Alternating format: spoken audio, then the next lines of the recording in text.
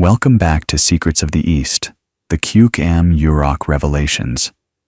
There is a line across the earth, invisible to nature, but undeniable in history. It cuts through mountains and rivers, families and souls.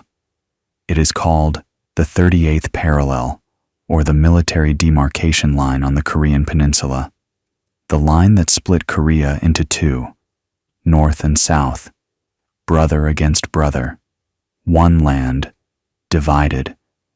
But what if this devastating split was foretold centuries earlier?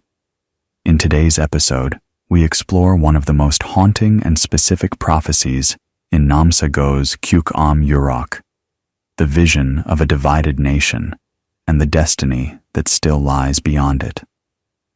Let's begin with a chilling verse. The land of the white-clothed shall be torn by an invisible blade.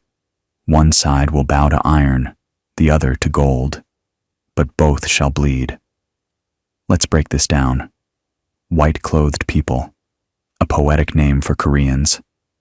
Invisible blade, a division not made by nature, but by human hands, likely referencing the 38th parallel drawn after World War II. One side bows to iron, possibly North Korea, ruled by military force and communism. One side bows to gold, possibly South Korea, rising through capitalism and economic power. But both shall bleed, referring to the shared suffering, the Korean War, family separation, and ongoing tensions. This verse alone has stirred generations of interpreters, many of whom believe Namsago saw Korea's division long before it happened. Here's another passage. The dragon's breath will freeze the north, while the tiger hides in the south. The children of one mother will speak different tongues. Dragon's breath freezing the north. Some interpret this as Chinese influence over North Korea or the harsh conditions of totalitarian rule. Tiger in the south. The South Korean tiger, growing stronger yet cautious. Children of one mother. The Korean people, who share the same ancestry.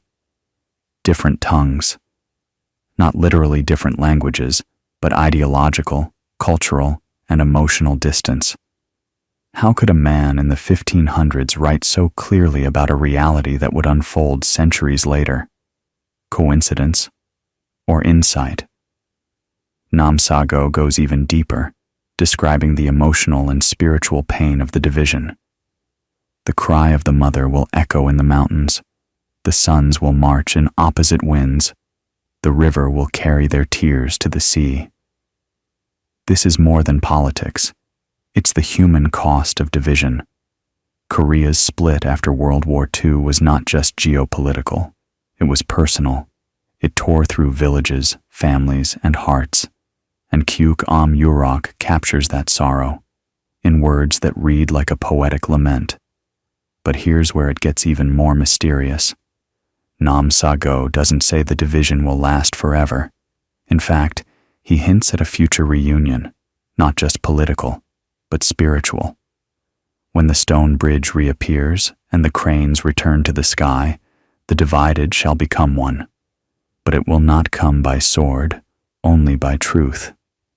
This has been interpreted as a prophecy of reunification, not by war or conquest, but through a higher understanding.